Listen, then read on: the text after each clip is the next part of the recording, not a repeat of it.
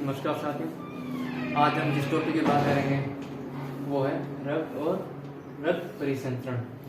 तो आज हम पाचन तंत्र में रक्त और रक्त परिसंचरण पढ़ेंगे। पहले हम इसमें हम सबसे पहले रक्त की नॉर्मल जानकारी देखेंगे। रक्त का पीएच क्या है, वो मनुष्य में कितने प्रकार का पाया जाता है और इसके कार्य देखेंगे। बाद में रक्त के प्रकार देखेंगे, द्रव्य भाग है, ठोस भाग है, और बाद में इसकी रुधिर कोशिकाएं पढ़ेंगे, कौन सी आरबीसी, डब्ल्यूबीसी और बिंबाणु। उसके बाद हम रक्त के कार्य देखेंगे, मतलब ये क्या क्या कार्य करता है रक्त के। उसके बाद हम रक्त के प्रकार देखेंगे, कौन से ए बी और ओ। उसके बाद हम रक्त परिसंचरण देखेंगे कि रक्त परिसंचरण क्या है, मनुष्य में किस प्रकार का रक्त परिसंचरण पाया जाता है। तो हम इसके बारे में हम आगे बात करते हैं। चलो फिर रक्त की नॉर्मल जानकारी देखते हैं। पहले रक्त नॉर्मल आते हैं, रक्त के बारे में नॉर्मल बात देखते हैं। तो रक्त क्या है, रक्त का सबसे पहले एक तरल संयोजी उत्तक है। रक्त क्या है, रक्त तरल संयोजी उत्तक है। सेकंड बात इसका पीएच मान कितना है, पीएच मान इसका 7.4 है। इसके बाद इसका रक्त का निर्माण कहाँ पे होता है, रक्त का निर्माण लाल अस्थि मज्जा में। रक्त का निर्माण कहाँ होता है, लाल अस्थि मज्जा में। लेकिन जो छोटे बच्चे होते हैं, नवजात बच्चे या भ्रूणावस्था में जो बच्चे होते हैं, उनका निर्माण, रक्त का निर्माण कहाँ होता है, पलिया में। आई बात समझे। तो नॉर्मल जानकारी ये थी कि रक्त का एक तरल संयोजी उत्तक है, इसका पीएच मान 7.4 होता है, इसका निर्माण लाल अस्थि मज्जा में होता है। लेकिन जो छोटे बच्चे होते हैं, नवजात बच्चे होते हैं, उनमें रक्त का निर्माण पलिया में होता है। और ये मनुष्य में कितने लीटर रक्त होता है, 5 से 7 लीटर के मध्य रक्त होता है। पढ़ ली नॉर्मल जानकारी, बस इतनी है, ज्यादा अपन खास ने नॉर्मल है। उसके बाद में ये इसके कार्य देखते हैं। रक्त का एक कार्य है, कौन सा है वो, जो आपके शरीर में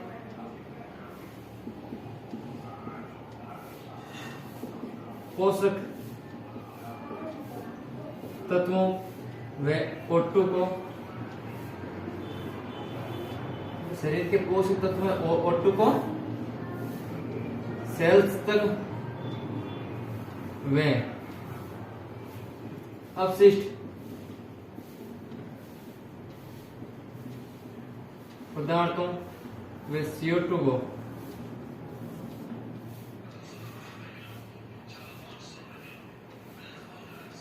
CO2 का परिवहन।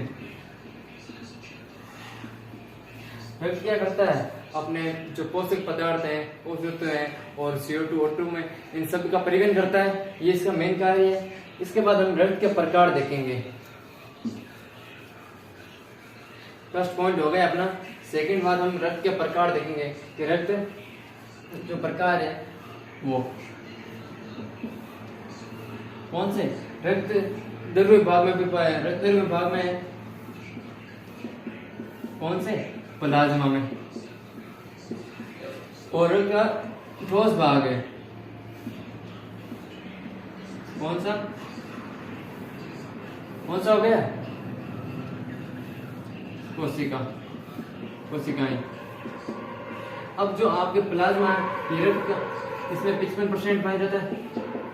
अब 100% में से अगर 55 प्लाज्मा है तो कोशिकाएं कितनी होगी, आपके 45%। अब प्लाज्मा में भी 92%, ये जो आपकी 55% है, इसमें से 92% क्या आपके जल है, वाटर है, और 8% कार्बनिक और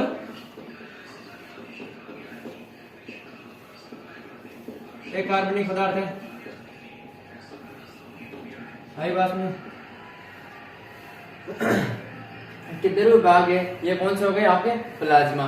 प्लाज्मा जो 55% है, इन 55% का 52% तो इसमें क्या होता है, जल होता है, और आपके 8% क्या होती है, कार्बनिक और अकार्बनिक पदार्थ। ठोस भाग कौन सा हो गया, कोशिकाएं, इनमें 45%। बाद में बात करते हैं, ये पहला पॉइंट हो गया, सेकंड पॉइंट हो गया, बाद में बात करते हैं रुधिर कोशिकाएं। रुधिर कोशिकाएं कौन सी हो गई आपकी? आरबीसी, डब्ल्यूबीसी और बीमाणु, लाल रक्त कणिकाएं और श्वेत रक्त कणिकाएं और बीमाणु, प्लेटलेट्स, बीमाणु इंग्लिश में बोलते हैं। तो रुधिर कोशिकाएं कौन सी है?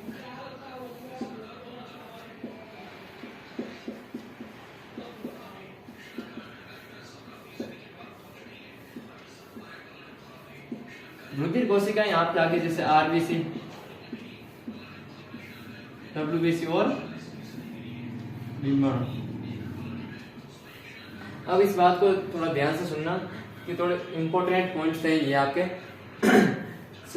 लाल रक्त कणिकाएं, सफेद रक्त कणिकाएं, श्वेत रक्त कणिकाएं और बीमाणु। आपके जो रक्त है शरीर में, बॉडी में आपके, उसमें से 99% रक्त किसमें पाया जाता है? आरबीसी में। ओनली 1% रक्त है वो आपके डब्ल्यूबीसी और बीमाणु पाया जाता है। ओनली 1%।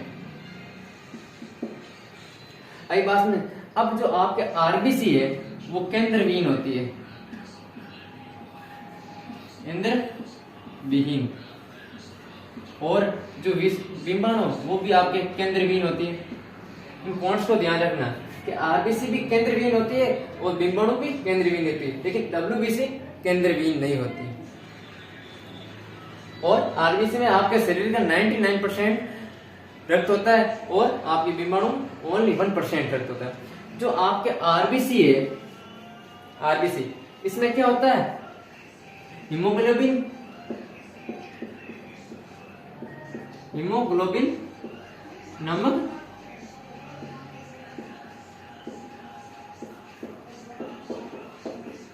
प्रोटीन पाया जाता है। आरबीसी में हीमोग्लोबिन नामक प्रोटीन पाया जाता है, जिसके कारण क्या होता है? रंग, इसका रंग कैसा होता है? लाल। लेकिन जो आपके डब्ल्यूबीसी है, डब्ल्यूबीसी श्वेत रक्त कणिका कोशिकाएं, इसमें क्या होता है? आपके हीमोग्लोबिन नहीं होता है, हीमोग्लोबिन नहीं होता है, इसलिए ये डब्ल्यूबीसी आपकी होती है रंगहीन होती है। कैसी होती है? रंगहीन डब्ल्यूबीसी। यही बात सुने।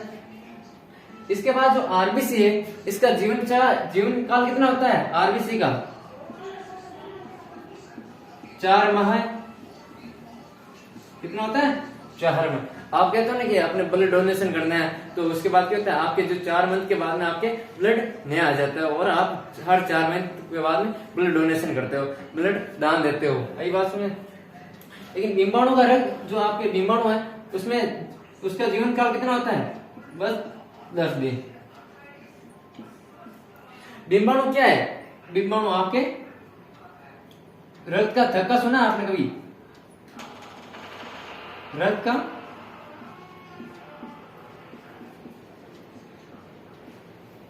थक्का जमाने में सहायक, रक्त का थक्का जमाने में सहायक बीमाणु। आपने हार्ट अटैक सुना होगा, जो आपने आर्मी में आते हैं हार्ट अटैक, कहते हैं यार हार्ट अटैक आ गया। वो क्या है कि जैसे आपकी जो रुधिर कोशिकाएं, ये आपके रक्त की जो आपके नलियां हैं, तो उनमें से क्या होता है? जैसे आपकी बीमाणु है, रक्त का थक्का, जो आपके ये बीमाणु क्या करते हैं? इनमें प्लेट बना लेते हैं। आई बात में, तो आपके ये रुधिर क्या बना लेगा? यहाँ पे एक जगह रुक जाएगा और यहाँ पे एक के ऊपर एक प्लेट बना लेगा। अब ये प्लेट बनाएगा तो आपके क्या होगा? जो रक्त होगा वो आगे नहीं जाएगा। इस जगह को पूरे इसने बीमाणु ने कवर कर लिया, तो आपके रक्त आगे नहीं जाएगा, तो ये आपके प्रेशर मारेगा। क्या मारेगा? प्रेशर। जब प्रेशर मारेगा तो रुधिर आगे नहीं जाएगा, तो क्या होगा? आपके ये नली फटेगी। तो इस वजह से आपके हार्ट अटैक आता है। रक्त का थक्का जमाने में किसमें सहायक है? बीमाणु। तो अपन ने बात कर ली आरबीसी, हीमोग्लोबिन नामक प्रोटीन उपस्थित होता है, इस कारण इसका रंग कैसा होता है? लाल। कुल रक्त का 99% इसमें रक्त होता है और ओनली 1% डब्ल्यूबीसी और बीमाणु होते हैं। आरबीसी और बीमाणु ये क्या होते हैं? केंद्र विहीन होती है। आई बात समझे। फिर आरबीसी का जीवन चक्र कितना है? 4 माह और बीमाणु का ओनली 10 दिन। बीमाणु किसके लिए? रक्त का थक्का जमाने में सहायक। अब हम थोड़ी डब्ल्यूबीसी के बारे में बात कर लेते हैं। डब्ल्यूबीसी भी कितने प्रकार की होती हैं? 2 प्रकार की होती हैं। अभी बताते हैं।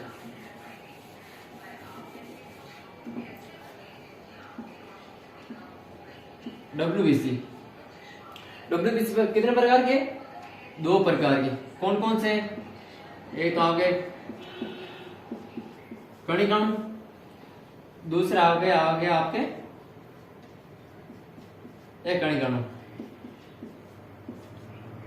अब कणिकाणु उदाहरण कौन से आपके? न्यूट्रोफिल, बेसोफिल,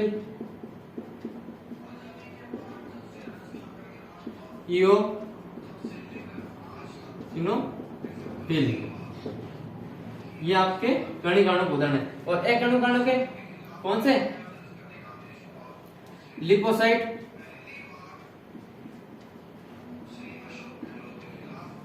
और मोनोसाइट। मेरी बात को ध्यान से सुनना। डब्ल्यूबीसी 2 प्रकार के हैं। कौन कौन से? कणिकाणु और एक कणिकाणु। कणिकाणु उदाहरण कौन से? Neutrophil, basophil, eosinophil. और एक कणिकाणु का लिपोसाइट और मोनोसाइट। अब आपके जो लिपोसाइट है इसको कितने प्रकारों में बांटा है? 3 प्रकार में। इस लिपोसाइट को भी 3 प्रकारों में बांटा है। कौन कौन से? बी लिपोसाइट,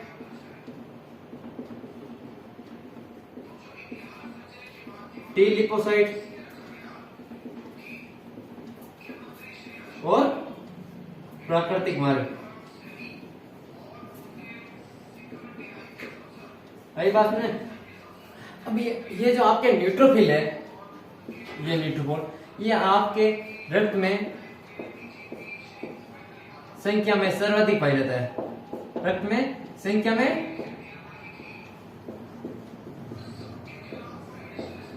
सर्वाधिक पाया जाता है।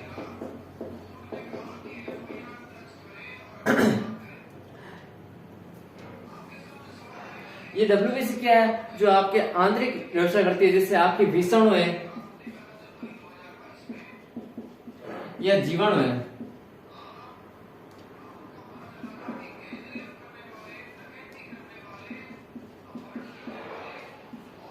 विषाणु और जीवाणु को आंतरिक रूप से प्रतिरक्षा प्रदान करती है। आई बात में?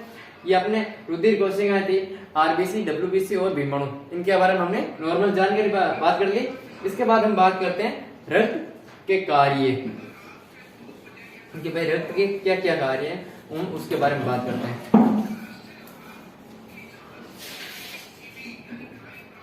रक्त के कार्य आप देखो, रक्त क्या करता है?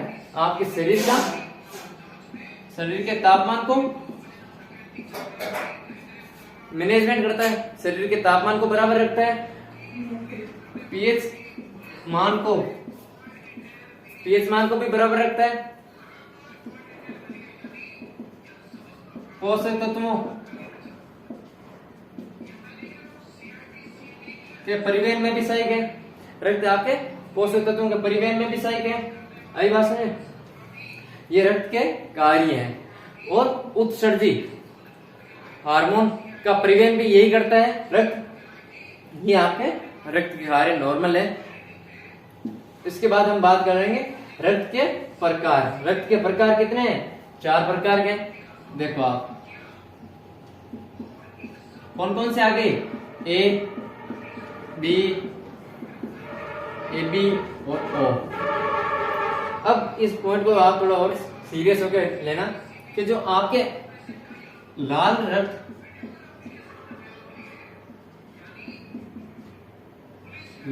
कणिकाएं, जो जैसे आप ये ध्यान से सुनना कि जैसे ये आपके लाल रक्त कणिकाएं, इसकी सतह पर जो आप ये सतह देख रहे हो, इसकी सतह पर जो प्रतिजन, इनमें से जो प्रतिजन जैसे O या AB या B या O, इन तीनों में, इन चारों में से जो प्रतिजन इस पर उपस्थित होगा, जैसे ये आपके A इस पर उपस्थित है, तो आपके जो क्या कहोगे? मेरा A पॉजिटिव है, मतलब आपका रक्त क्या है? A positive. आप कहोगे यहाँ पे भाई B उपस्थित है, तो आप क्या कहोगे? मेरा ब्लड है वो B पॉजिटिव है। आप कहोगे AB पॉजिटिव है। अगर इन दोनों में से कोई नहीं हो तो आप कहोगे भाई ना मेरा A पॉजिटिव है, नहीं B पॉजिटिव है, नहीं AB पॉजिटिव है। आई बात में? ये इतनी बात थी। जो प्रतिजन आपकी लाल रक्त कणिकाओं की सतह पर उपस्थित होगा, हम उसी दौरान उसको कहेंगे। लेकिन एक और प्रतिजन है, कौन सा है वो आपके RH प्रतिजन। कौन सा? RH प्रतिजन। ये क्या होता है आपके शरीर में होता है, अगर RH धनात्मक है तो फिर आपके लिए अच्छा है, अगर ये RH आपके ऋणात्मक है तो आपके लिए हानिकारक सिद्ध हो सकता है। जो RH धनात्मक है वो आपके 80% लोगों के RH धनात्मक ही होता है। क्या होता है? 80% लोगों के RH क्या होता है? धनात्मक। लेकिन 9 आपके 100% में, लेकिन 20% ऋणात्मक भी होता है। आई बात समझे? ये हमने रक्त के प्रकार पढ़ लिए। अब हम बात करेंगे रक्त परिसंचरण। रक्त परिसंचरण की बात कर रहे हैं तो रक्त परिसंचरण अपने शरीर में किस प्रकार का है? रक्त पाया जाता है बंध प्रकार का। अपने शरीर में किस प्रकार का रक्त परिसंचरण पाया जाता है? बंध प्रकार का परिसंचरण पाया जाता है, क्योंकि ये अपने ट्यूब्स जो आपकी ये जो रुधिर वाहिनी है उनकी तरफ आपके रक्त हर आपके अंगों उसको तो पहुंचता है। आई बात में, तो अपने रक्त वो आपके बंध प्रकार के पाए जाते हैं। लेकिन जो कॉकरोच है आपके, कॉकरोच में किस प्रकार का रक्त पाया जाता है? खुला प्रकार का। उनमें ये ट्यूब्स नहीं होती है, वो उसके चारों तरफ रक्त फैला हुआ रहता है। लेकिन एक लसिका है आपके, लसिका है वो आपके खुला है। इसे ये एक तंत्र के थ्रू कार्य करती है, जिसे आप क्या कहते हैं? लसिका तंत्र। क्या बोलते हैं इसे? लसिका तंत्र। यह कि अपने शरीर में खुला प्रकार का है, खुला परिसंचरण है।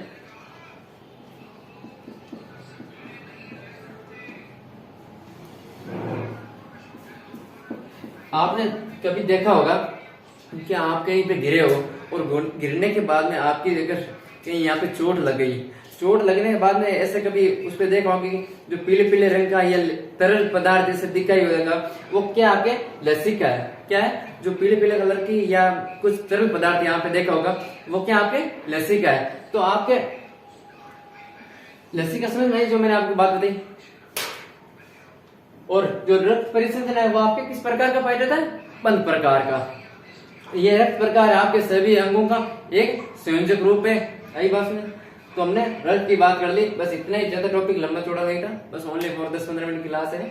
आप आराम से पढ़ोगे तो याद हो जाएगा कि भाई रक्त का नॉर्मल जानकारी हमने बात की। इसका पीएच कितना होता है? 7.4 होता है। ये 5 से 7 लीटर इसमें मनुष्य में नॉर्मली पाया जाता है। और ये क्या करता है? अपने एक संयोजी उत्तक है और इसका निर्माण क्या होता है?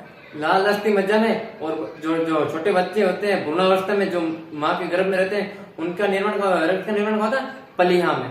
इसके बाद में हमने इसकी जो कार्य है, ये कार्य ले लो या फिर आपके ये रक्त के कार्य। ये रक्त के कार्य क्या है? आपके पोषक तत्व है वह O2 का परिवहन करना, प्लस CO2 का और उत्सर्जित पदार्थों का परिवहन करना, प्लस ये अपने पीएच को मेंटेन रखती है, बराबर रखती है, आपके तापमान को बराबर रखती है।